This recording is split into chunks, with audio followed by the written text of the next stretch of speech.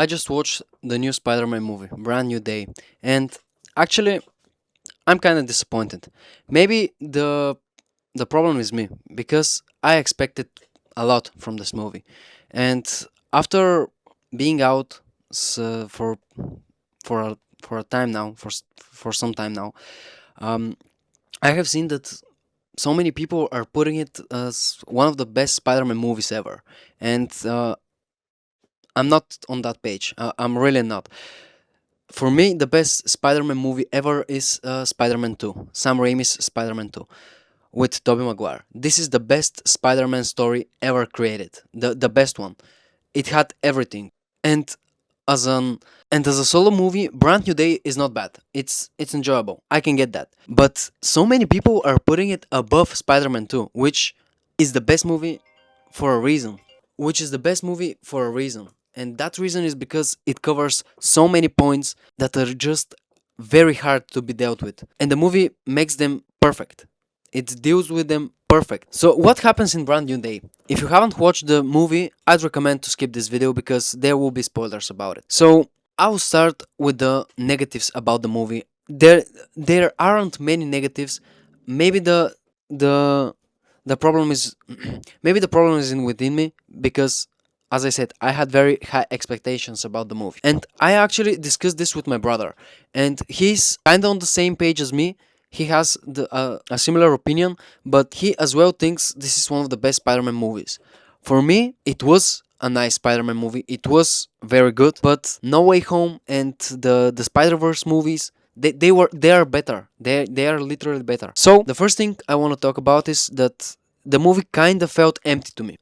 Again, I might be wrong. This is my opinion. The movie is 2 hours and a half, and the first half of the movie was brilliant. It was great. It was a ground level story about a broken Peter Parker, which everybody wanted to see. It was great. But then the main focus turned around from Peter to Jean Grey, and I didn't like that. I don't like that. So some people say that the story was grounded. It was a solo movie and all that. No, for me, this movie was to see to everyone to see how powerful Jean Grey is. So in Doomsday, she can play a big part of it and for the next X-Men upcoming project. So yes, if you don't know that Jean Grey has been around MCU for a long time, yes, she has. This is her third recast of the character. She was in the first X-Men movies. After that, she was played by I forgot the actress's name, by Sansa, who plays Game of Thrones. This actress, and yes, Jean Grey is a powerful, very powerful character, and I think the last 40 minutes from Brand New Day were about her, and I was not expecting that because the movie is about Spider-Man. The other thing I don't like, and that's my personal opinion, is that I thought the arc with Mary Jane and Ned should be closed.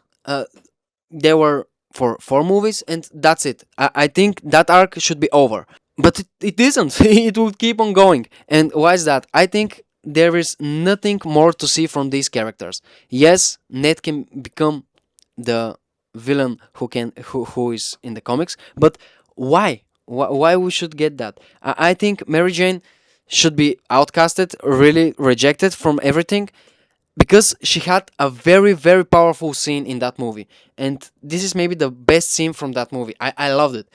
The scene where she says to Peter, "Oh, good and all, but I don't know you. I don't love you. The girl you were talking about, I'm not her." And that was the best fucking scene from the entire movie. I loved it. I actually adored it. And when at the end of the movie she remembers him and starts crying, I mean, that's just lazy. I don't know. I think we should move on to the next character, to maybe see Gwen Stacy or something like that, because I really don't think we can see anything else from Mary Jane. Anything else? Yes, from maybe for Ned, we can see something about Ned, but from Mary Jane, nah. She it's everything. That's it. We don't need her anymore. The I expected a bit more from the villains that we see a slideshow in the first like 3-5 minutes from the movie. maybe that's my problem because I expected more to see from them.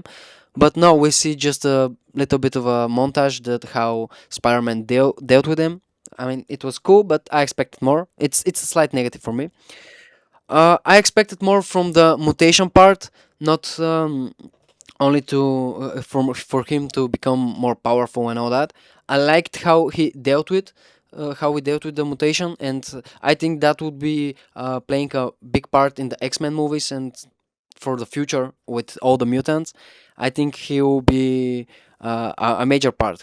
Peter Parker will play a major part in that the next movies for sure. Um, I think that the main villain, the corporation that was staying behind the all things about Jean Grey, it was so predictable in my opinion. I got that the villain was I forgot his name actually. the the main guy for the whole corporation. I totally forgot. I have dementia. It was so predictable to me. I wasn't surprised by it at all actually, and maybe because I know that who Jean Grey is. Um, I liked the part with the VMAX that it was only a ventilator. It was good. It was funny. It was kind of heartbreaking that she realizes that her sister is dead. But at the same time, the villain was so predictable. It was easy to say what will happen. Yes, that means predictable. um, the good things about the movie were Tom Holland's performance, amazing performance, really great performance. The action scenes were amazing. They were great actually. Some of the choreography were amazing. Really nice touch there. The color grading of the movie was kind of different. I personally enjoyed it. The music in the movie was really good. Overall, the first half of the movie was brilliant. It was really good.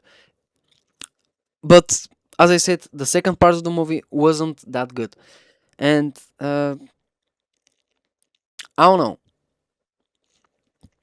We can talk about the end credit scene. For me, it was unfulfilling again. I expected a lot more from the post credit scene, but no, it was. Some say it was about Doomsday. Some say it's about Secret Wars. I think it's about Secret Wars because nobody remembers who Spider-Man is, and I don't think he will be in Doomsday. Maybe I'm wrong, but yeah, my personal rating about this movie is maybe 7 out of 10. So, yes, as I said, it's a great movie, it's a good movie, but it's not the best Spider Man movie. Not at all. Not at all. Spider Man 2, Sam Raimi's, is the best one by far for me. It has the greatest depth in character ever in a superhero movie, in my opinion. So, yes, that's it for this review and for this video. If you liked it, you can subscribe to the channel. I will try to post blah, blah, blah. I will try to post more consistently. And yeah, see you guys in the next one.